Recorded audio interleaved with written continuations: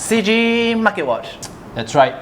Listening to the cheapskate jingle, you know that the markets are currently tanking, and at the same time, right now, Bitcoin is at $6,100. Not only that, it went to a low of $5,800. Right now, I think there's lots of blood on the streets, especially for altcoins, and obviously, we really want to know what are we going to do in this bear market. So first up, we're going to be having Bitmain approaching 51% in terms of hash rate. Now, it has always been known that the Bitcoin prices, or at least a large part of the Bitcoins, is being mined in China, despite the fact that the largest number of nodes is actually from the US. So as we speak, right, you are having Bitmain controlling majority of the hash rate. So guys, I mean, does that mean that it's starting to be more and more centralized? Of course, I think a lot of people have already agreed that this is one of the main issues. So there are solutions that people are trying to come up with to kind of combat this.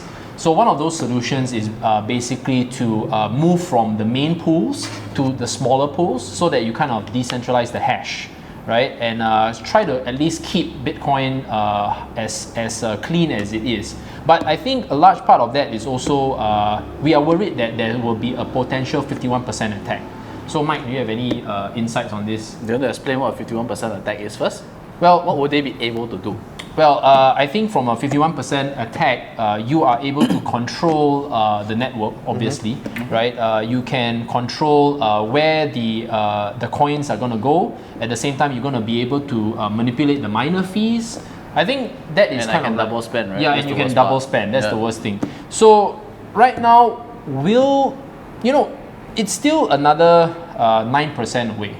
Right? It's still another 9% away. So who knows whether that would actually happen? Would Bitmain actually do something like that? Because being that they also mine Bitcoin Cash, and they are also one of the main owners of Bitcoin Cash, I think it'll be a very interesting phenomenon. Okay, well guys, do you have any opinions? I mean, when you talk about the hash rate being 51% compromised, Verge also had that situation. I don't know if you all remember that. It was like twice or three times? Yeah, twice. I think it was at least 2 times.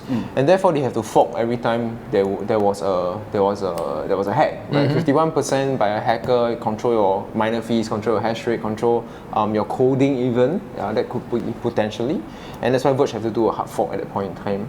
So but Bitcoin, it's a bit different. If you want to fork it, it's kind of like easy, but then again, adoption is another question here. And who's going to adopt the new Bitcoin, right? So I think like this is a question of centralization, whether will it be decentralized or centralized, right? And I mean, cryptocurrency is all about financial inclusion, about everyone having a small share of it. So I think decentralization is really important right here. Yeah, that's my point of view. Do you think it's possible for them to switch away from proof of work to proof of stake?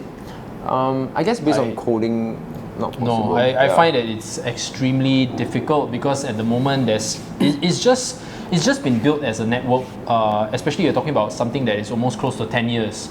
It's not easy just to fork it and expect people to support a POS or hybrid kind of algorithm, consensus algorithm. It's going to be very challenging. I think the concern here is it because of all these factors that's contributing to the suppression of the price? Because right now, right, the reason why I'm even favorable about Bitcoin, despite the fact that it's expensive, well, slightly more expensive, slow, why I even believe in it is for the fact that I believe that it was decentralized. I believe that the people gave it that value. But if it's going to be centralized in some manner, or at least a single entity or even a country actually owns a majority of these Bitcoins, then I don't feel as good anymore. I would rather use anything else, because everything else just feels the same already. Right? So that's just my thoughts. So the next piece of news that we want to cover is, of course, Ernst & Young, right? And Microsoft announced a blockchain-based solution which facilitates content rights and royalties management built on Quorum. Now, I think this is something good, where you're having these two giants, right? In terms of course, EY is doing accounting and auditing. They're one of the big 4 in the space. And then, of course, you have Microsoft. So you're seeing all these blockchain developments happening. This is one of those positive news, but did not contribute directly to the price. So not yet. Not yet, right? Because I think, okay, for the fact that this is happening, I think from a solution standpoint, people are using the blockchain as a form of validation, right? And I think everybody wants to have some form of protection with this kind of network. So I think you guys have a little bit more insights on this as well. So I think who would like to zero in on this one? The more important part is that Bitcoin is getting quite a lot of positive news, or blockchain is getting quite a lot of positive news, but the price doesn't seem to be reflecting it as of now. Okay. So I am a bit suspicious that with all this news coming in, and the price still going down, is for big players to start entering first before the price starts to surge up. Okay. Because now is their time to get in, right? We had a 75% drop, and people are keen to buy into something at that kind of price. And it's reflecting what happened last year. So technically wise, one might say it makes sense, right? I mean, we have a lot of news coming up, and but volume is still very, very thin. You see very short candles, like you see very short pump in a day, and then the next few days is a dip again. So it's a lot of manipulation if you think about it. It's not something that it's a consistent run up or it's a consistent downwards. It's just down. Like it's just down. Volume is really, really thin. I mean, I question whether is it the World Cup fever, or is it the G20 summit that's coming, and that's the reason why it's not moving as much, But then again, Tim Draper is saying that Bitcoin could actually go up to $100,000 by the end of 2018. As much as I am very bullish about the space and would love for it to be 100,000, Me too. It's like maybe $94,000 away. I mean, look, He was like 3 years ago. yeah, okay. For the fact that this guy is a billionaire, and of course he's very pro cryptocurrencies, Bitcoin, he's invested in multiple projects, right?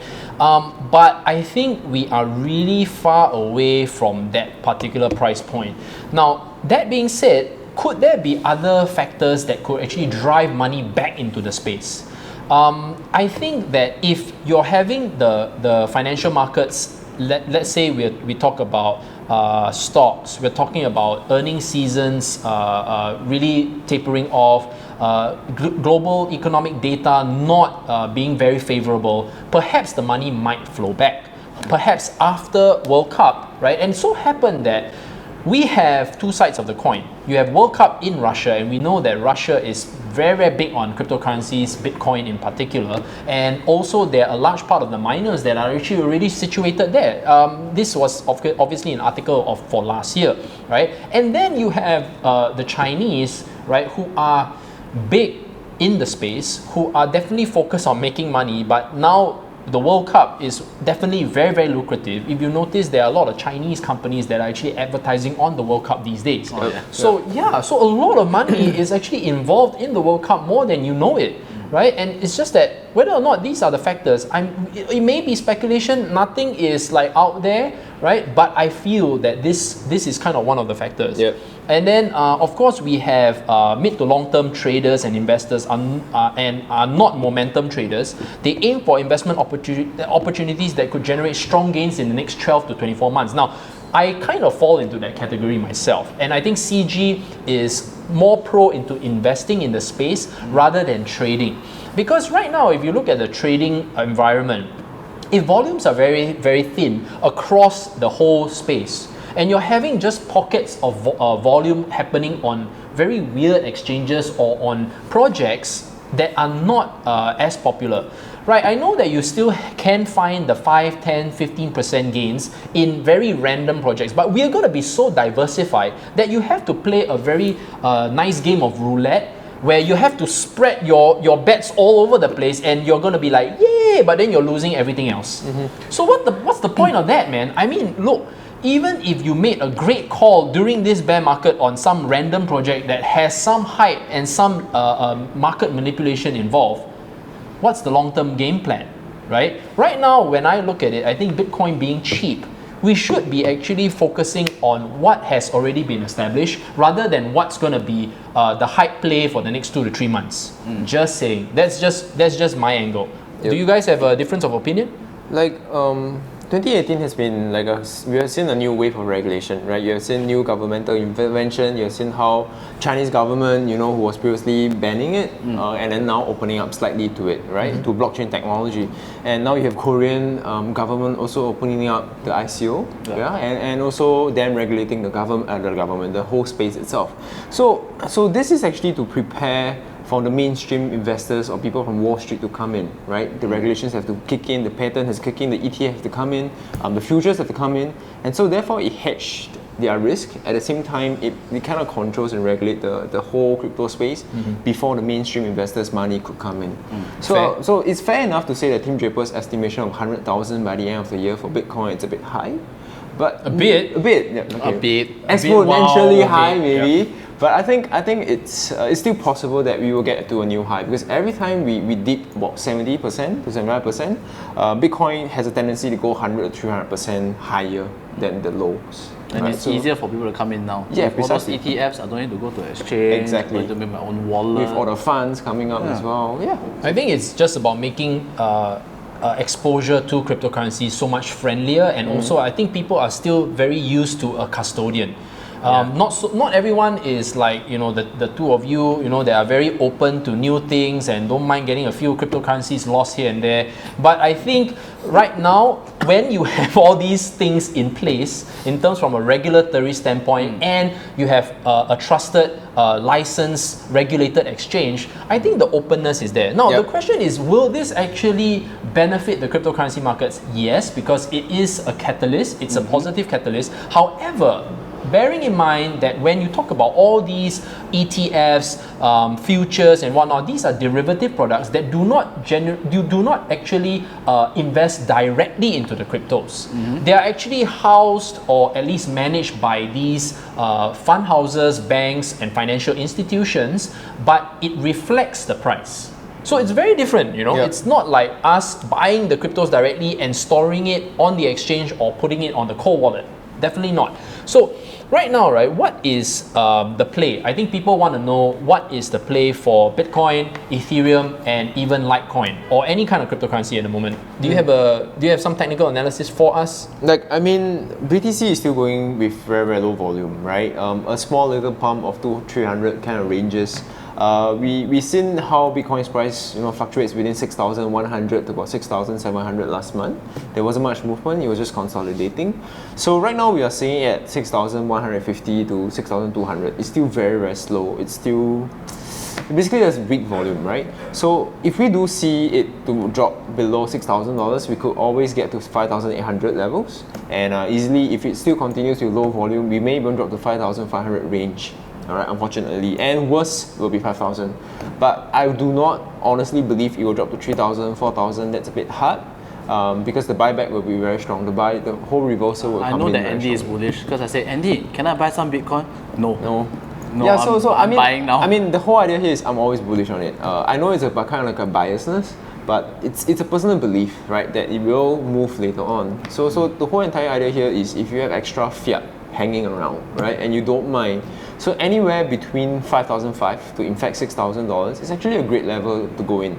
Even if it dips below $5,500, just understand that you actually got in at a better rate than those who got in at 17,000. Like, to be frank, right? Or even 10,000. Or even 10,000. Yeah, the upside potentially will be great for you. And don't forget, I think when Bitcoin goes up, that's when the altcoin markets can flourish. Because as long as there's no fresh money coming into the space, there's no way that the whole cryptocurrency market will benefit. And usually the main cryptocurrency that will benefit first would be Bitcoin or Ethereum. Yep. Right now, Ethereum prices, I think I want to talk a little bit about Ethereum for the fact that, Ethereum prices at the moment are actually, look, it's scary to even think, what is the actual fair value for Ethereum? Are we still overpriced even at this price point? Because a lot of the ICO projects are actually cashing out from Ethereum because they know for the fact that if I'm doing my ICO right now during this period of time, I'm definitely hedging to make sure that I can pay for operational costs and at the same time whatever marketing cost that was happening during my ICO. So that's also causing additional suppression to the price, despite the fact that there may be quite a number of hodlers on Ethereum. Right? And this is one of the main things. How much should Ethereum be priced? I mean, because I understand that Ethereum is used to power the smart contracts, but perhaps it has been way overplayed for far too long. So this is just basically one of my concerns. Now, another cryptocurrency that we have not spoken about is Litecoin. Oh yeah. Yeah, I mean, That went real bad. yeah. Well, okay. You see, a lot of people was strong believers of Litecoin, being that it had Segwit activated, it had Lightning, Very fast transaction. yeah, exactly. Yeah. But at the end of the day, where is the real adoption? Back to that same damn question, right? Are there enough merchants actually using Litecoin? Recently at Consensus, Charlie Lee actually mentioned that there are more merchants that are open to using Litecoin. Is that even true?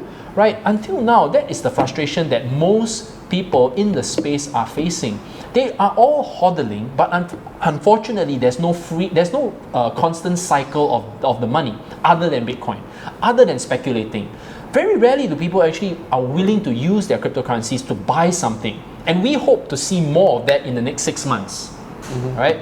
So, gentlemen, is there anything else that we need to cover before we close off the episode? Are you going to lead by example? Will you let me buy stuff from you with Litecoin? I will. What stuff would you like to buy? What, Nintendo? Your Switch. Nintendo Switch? Depends on the price. I will be willing to sell. Oh. Right? So folks, If you feel see free- any clothes of Ryan's that you like, offer him a Litecoin price. Or the watch, that might help. Yeah, well, if you are willing, I'm open. So folks, I think if you want to see more user adoption, you want to see more use cases for your favorite cryptocurrency, feel free to comment in the links below. And of course, last but not least, don't forget to like, comment, and subscribe to the channel. See you guys. Yeah.